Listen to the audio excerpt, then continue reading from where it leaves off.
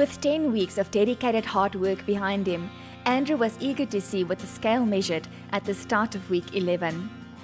Can you believe it? 2 weeks to go. So 2 more weeks of hard work and training. Let's see where we are with the weight. Body weight was 62.9 last week. 62.4. Like to tell you I'm happy. No, I'm okay. No, what have we done? Just short of 14 kilos. What is it now? What are we at? 10th week? 10 weeks, 14 kilos. Cheapest, I think any fat person will take that. Yes, we've become so used to Andrew losing more than a kilogram a week, than that a week like this where we only lose 0.5 is initially a bit disappointing, but then we realize, hey, we're still going in the right direction. We're still losing weight. So now we're happy. He's another half a kilogram lighter, and having lost 1.5 in the previous week, we're still on track. If we look back over the last 2 weeks, we've lost 2 kilograms. Spending as much time training as Andrew does, there's always a chance of accidents happening in the gym. And Andrew had a bit of a rough start to his week.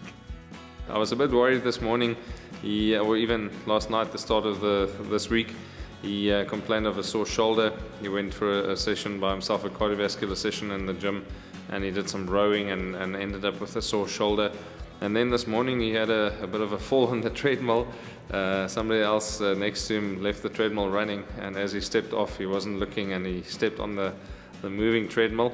Yeah, I'm so used to walking just when I get off. I don't even look. I just walk across the treadmill. Yeah, you know? really on. Yeah, no, it's like I don't have to look because I'm always on my own on the treadmill, you know.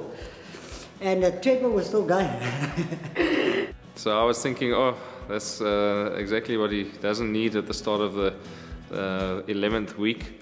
He's come so far. We can't afford injuries now, but. No, Andrew shrugged it off and he just keeps on going. He's great, so there's no problem with his motivation. Thank God I can feel my arse at the moment. When I arrive, I couldn't. You know, I wouldn't have known. On weekends, Andrew trains by himself to practice what he learned in the gym. But not having Jan there to remind him about his technique creates a whole new challenge. I felt that when I pulled, I thought, why am I favouring my left side? It was just like subconsciously. And I pulled again and I thought, I'm pulling up stronger this side, and then it was sore, you know. I don't know how it happened. I must have just leaned forward properly or something, and the thing was not as heavy as. No. So that could have maybe. You must remember when you do rowing in the gym, that's a cardio. You said put it on the lighters. Yeah, put it on the lighters. Yeah, it's not as heavy as. Because of all the reps, if it's heavy, then you can pick up injuries. Yeah, and I was going for 10 minutes, and it just got worse and worse, and then. I see, because if it's too heavy, then you start pulling with the wrong technique, yeah. and then you hurt your shoulder. With a sore bum, bruised ego and injured shoulder, the work had to continue. As biokineticist, Jan specializes in rehabilitation exercises and was able to treat Andrew's shoulder without it having too much of an effect on his training. I'm bringing in some specific shoulder rehabilitation exercises just to make sure that we get his shoulder blades stabilized in position. That's where his injury came from, is that he tends to pull his shoulders up out of position, and when he does rowing and things then he irritates the shoulder, the tendons in the shoulder. So we're icing it as an anti-inflammatory, and then with the rehabilitation exercises getting his alignment right, so we'll sort that out quickly. This is your anti-inflammatory. It's an ice pack. We've got to put it on there 3 times a day for 20 minutes at a time, especially now after the workout. And you can see we're avoiding any movements that aggravate the shoulder. So I want you to also make sure, don't go and move your shoulder until you feel, oh, I've hurt it again, because every time you hurt it, there's inflammation.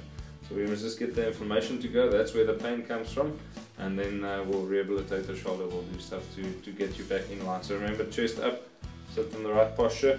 Again, we can just stick it in under your shirt. With his shoulder receiving special care, Jan and Andrew were back at work, upping the game to shed the last couple of kilos. The plans for this week, I must definitely keep Andrew focused. We must work hard. It doesn't stop here, it actually gets harder towards the end. And the good thing is that he is fit. He can take it, he can take the intensity that I'm putting into the training sessions, and I must make sure we keep his body guessing, that we don't do the same things that his body has become used to. So we're taking exercises that he knows and we just tweak them a little bit to get his brain involved, to work the core muscles. The more muscles we can get involved, the more we accelerate the metabolism. So that's what we're going to do this week. Andrew has been out of racing for more than 9 months and he can't stand the itch any longer. It is with great excitement and enthusiasm that he's getting back into racing. I took it out on Saturday. Just this is 1,000 meters, just to get the engine going. Engine's got to get going, brother. It's got to, you know, we're ready now. We're ready to go. The heart is burning too much.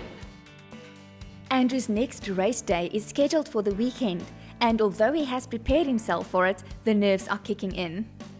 Well, I'm racing this Saturday, so my first meeting back, it's Wednesday today, and I'm starting to get nervous about it. I don't know why. I've been doing it for 30 years, and I'm looking forward to it, but at the same, quite a bit of nervous energy.